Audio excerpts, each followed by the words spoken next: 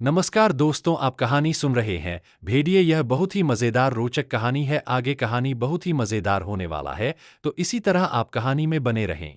अगर अपने चैनल को सब्सक्राइब नहीं किया है तो चैनल को सब्सक्राइब करें। कहानी पूरा सुनने के बाद वीडियो को लाइक ज़रूर करें। तो कहानी आगे। भेड़िए। भुवनेश्वर प्रसाद श्रीवास्तव। भेड़िया क्या है? खारू बंजारे ने कहा। मैं अकेला पनेठी से एक भेड़िया मार सकता हूं। मैंने उसका विश्वास कर लिया। खारू किसी चीज से नहीं डर सकता, और हालांकि 70 के आसपास होने और एक उम्र की गरीबी के सबब से वह बुझा बुझा सा दिखाई पड़ता था, पर तब भी उसकी ऐसी बातों का उसके कहने के साथ ही यकीन करना पड़ता था। उसका असली नाम शायद इफ्तिखार या ऐसा ही कुछ था, पर उसका लघुकरण खारू बिल्कुल चस्पा होता था। उसके चारों ओर ऐसी ही दुरूह और दुर्भेद्य कठिनता थी। उसकी आंखें ठंडी और जमी हुई थी, और घनी सफेद मूंछों के नीचे उसका मुंह इतना ही अमानुषीय और निर्दय था जितना एक चूहेदान। जीवन से वह निपटारा कर चुका था। मौत उसे नहीं चाहती थी, पर तब भी वह समय के मोह पर थूक कर जीवित था। तुम्हारी भली या बुरी राय की परवाह किए बिना भी वह कभी झूठ नहीं बोलता था, और अपने निर्दय कटु सत्य से मानो ये दिखला देता था कि सत्य भी कितना ऊसर और भयानक हो सकता है। खारो ने मुझसे ये कहानी कही। उसका वह ठोस तरीका और गहरी बेसरोकारी जिससे उसने ये कहानी कही, मैं शब्दों में नहीं लिख सकता, पर तब भी मैं ये कहानी सच मानता हूं। इसका एक एक लफ्ज। मैं किसी चीज से नहीं डरता। हाँ, सिवा भेड़िए के मैं किस चीज से नहीं डरता, खारो ने कहा। एक भेड़िया नहीं, दो चार नहीं, भेड़ियों का झुंड 200-300 जो जाड़े की रातों में निकलते हैं, और सारी दुनिया की चीजें जिनकी भूख नहीं बुझा सकती, उनका उन शैतानों की फौज का कोई भी मुकाबला नहीं कर सकता। लोग कहते हैं अकेला भेड़िया काय होता है। ये झूठ है। भेड़िया काय नहीं होता। अकेला भी वह सिर्फ चौकन्ना होता है। तुम कहते हो लोमड़ी चालाक होती है, तो तुम भेड़ियों को जानते ही नहीं। तुमने कभी भेड़िए को शिकार करते देखा है? किसी का, बारहसिंगे का? वह शेर की तरह नाटक नहीं करता, भालू की तरह शेखी नहीं दिखाता। एक मर्तबा, सिर्फ एक मर्तबा गेंद सा कूदकर उसकी जांघ में गहरा जख्म कर देता है, बस। फिर पीछे, बहुत पीछे रहकर टपकते हुए खून की लकीर पर चलकर वहां पहुंच जाता है जहां वह बारहसिंगा कमजोर होकर गिर पड़ा है, या उचककर एक क्षण में अपने से तिगुने जानवर का पेट चाक कर देता है और वहीं चिपक जाता है। भेड़िया बला का चालाक और बहादुर जानवर है। वह थकना तो जानता ही नहीं। अच्छे पछियां बैल हमारे बंजारी गड्ढों को घोड़ों से तेज ले जाते हैं, और जब उन्हें भेड़िया की बू आती है तो भागते नहीं, उड़ते हैं। लेकिन भेड़िए से तेज कोई चार पैर का जानवर नहीं दौड़ सकता। सुनो, मैं ग्वालियर के राज से आइन में आ रहा था। अजीब सर्दी थी और भेड़िए गोलों में निकल पड़े थे। हमारा गड्ढा काफी भरा था। मैं, मेरा बाप, गिरस्ती और 3 नटनियां 15-15 साल की। हम लोग उन्हें पछाह लिए जा रहे थे। किस लिए? मैंने पूछा। तुम्हारा क्या ख्याल है? मुजरा करने? अरे बेचने के लिए। और वह किस मसरफ की हैं? ग्वालियर की नटनियां छोटी छोटी गदब्दी होती हैं और पंजाब में खूब बिक जाती हैं। ये लड़कियां होती तो बड़ी चोखी हैं, पर भारी भी खूब होती हैं। हमारे पास एक तेज बंजारी गड्ढा था और 3 घोड़ों से तेज भागने वाले बैल। हम लोग तड़के ही चल दिए थे। दिन ही दिन में हम आगे जाने वाले साथियों से मिल जाना चाहते थे। वैसे डर के लिए हमारे पास 2 कमान और एक टोपीदार बंदूक थी।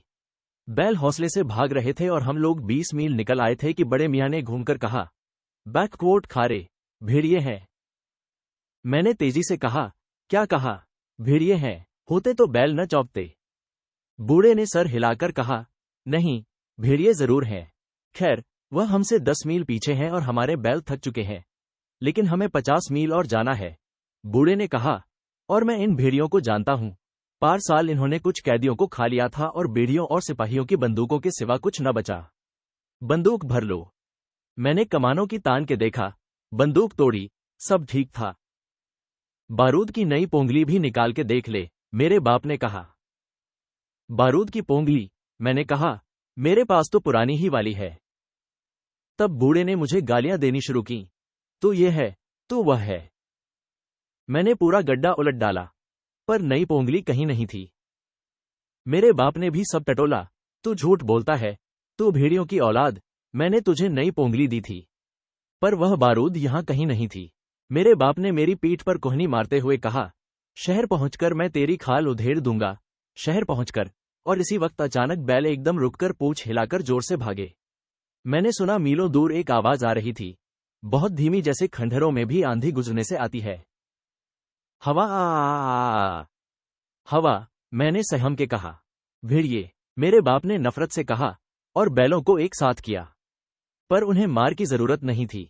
उन्हें भेड़ियों की बू आ गई थी और वे जी तोड़कर भाग रहे थे। दूर मैं एक छोटे से काले धब्बे को हरकत करते देख रहा था।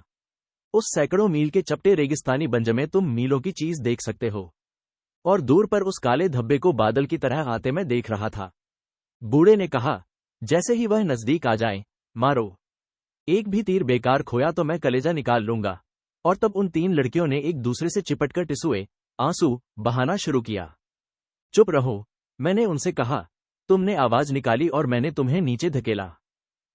भेड़िए बढ़ते हुए चले आते थे। हम लोग भूरी पथरीली धरती पर उड़ रहे थे, पर भेड़िए। बूढ़े ने लगामें छोड़ दी और बंदूक संभाल कर बैठा। मैंने कमान संभाली। मैं अंधेरे में उड़ती हुई मुर्गाबियों का शिकार कर सकता था, और मेरा बाप, वह तो जिस चीज पर निशाना ताकता था अल्लाह उसे भूल जाता था। कोई 400 गज पर मेरे बाप ने आगे वाले भेड़िए को गिरा दिया। धाएं, उसने नटों की तरह एक कलाबाजी खाई, और फिर दूसरी बिल्कुल नटों की तरह। बैल पागल होकर भाग रहे थे। हवा में उनके मोह का फेन उड़कर हमारे मोहों पर मेह की तरह गिरता था, और वे रभा रहे थे जैसे बंजारे ने ब्याने वाली भैंसों की नकलें करती हैं। पर भेड़िए नजदीक ही आते जा रहे थे। गिरे हुए भेड़ियों को वे बिना रुके खा लेते थे। वे उनके ऊपर तैर जाते थे। मेरे बाप ने मेरे कंधे पर बंदूक की नली रख ली थी। धाएं धाएं, मेरी गर्दन पर अब तक जले का दाग है। मैंने भी 16 तीरों से 16 ही भेड़िए गिराए। बूढ़े ने 10 मारे थे, पर तब भी वह गोल बढ़ता ही आता था। ले बंदूक ले, उसने कहा। मैं बैलों को देखूंगा। उसका ख्याल था कि बैल उससे भी तेज भाग सकते थे, पर यह ख्याल गलत था। दुनिया के कोई बैल उससे तेज नहीं भाग सकते थे। मैं बंदूक का भी निशाना खूब लगाता था, पर वह देशी जंग लगी बंदूक। खैर, वह लड़की उसे 5 मिनट में भर देती थी। बादी अच्छी लड़की थी। वह बंदूक भरती थी। मैं निशाना मारता था, अचूक। मैंने 10 और गिराए। धाएं धाएं धाएं। जब सब बारूद खत्म हो गई तो भेड़िए भी कुछ हारे से मालूम होते थे। मैंने कहा, अब वे पिछड़ गए।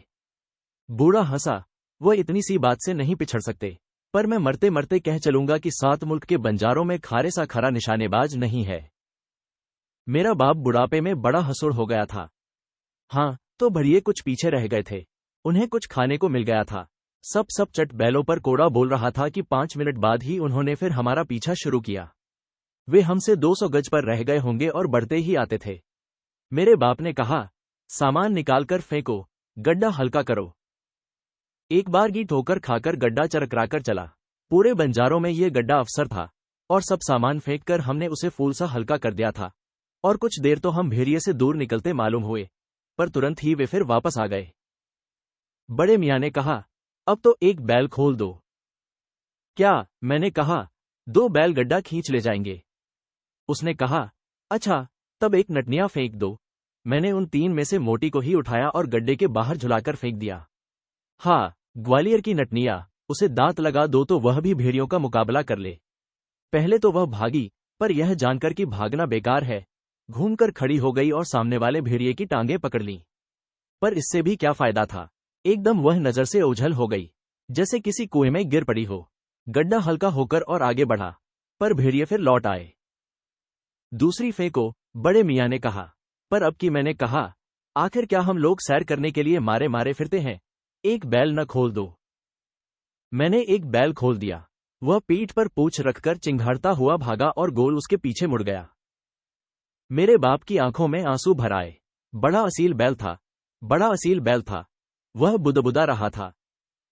हम बच तो गए, मैंने कहा, पर तभी हवा गोल वापस आ गया था। आज कयामत का दिन है, मैंने कहा, और बैलों को इतना भगाया कि मेरी हथेली में खून छलछला आया। पर भेड़िए पानी की तरह बढ़ते चले आ रहे थे और हमारे बैल मर के गिरना ही चाहते थे। दूसरी लड़की भी फेंको, मेरे बाप ने चीख कर कहा। इन दोनों में बादी भारी थी और कुछ सोचकर कांपते हाथों वह अपनी चांदी की नथनी उतारने लगी थी, और मैंने शायद बताया नहीं, मुझे वह कुछ अच्छी भी लगती थी। इसलिए मैंने दूसरी से कहा, तू निकल। पर उसको तो जैसे फालिज मार गया था। मैंने उसे गिरा दिया और वह जैसे गिरी थी वैसे ही पड़ी रही। गड्ढा और हल्का हो गया और तेज दौड़ने लगा, पर 5 ही मील में भेड़िए फिर वापस आ गए। बड़े मियाँ ने गहरी सांस ली, माथा पीट लिया। हम क्या करें? भीख मांग के खाना बंजारों का दीन है। हम रईस बनने चले थे। मैंने बादी की तरफ देखा, उसने मेरी तरफ। मैंने कहा, तुम खुद कूद पड़ोगी कि मैं तुम्हें धकेल दूं। उसने चांदी की नथ उतारकर मुझे दे दी और बाहों से आंखें बंद किए कूद पड़ी। गड्ढा बिल्कुल हवा सा उड़ने लगा। वह पूरे बंजारों में गड्ढों का अवसर था। पर हमारे बैल बेहद थक गए और बस्ती तक पहुंचने के लिए अब भी 30 मील बाकी थे। मैं बंदूक के कुंदे से उन्हें मार रहा था, पर भेड़िए फिर लौट आए थे। मेरे बाप के मुंह से पसीना टपकने लगा।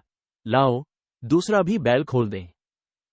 मैंने कहा, यह मौत के मुंह में जाना है। हम लोग दोनों मारे जाएंगे, हमें या तुम्हें किसी को तो बचना चाहिए। तुम ठीक कहते हो, उसने कहा। मैं बूढ़ा आदमी हूं। मेरी जिंदगी खत्म हो गई।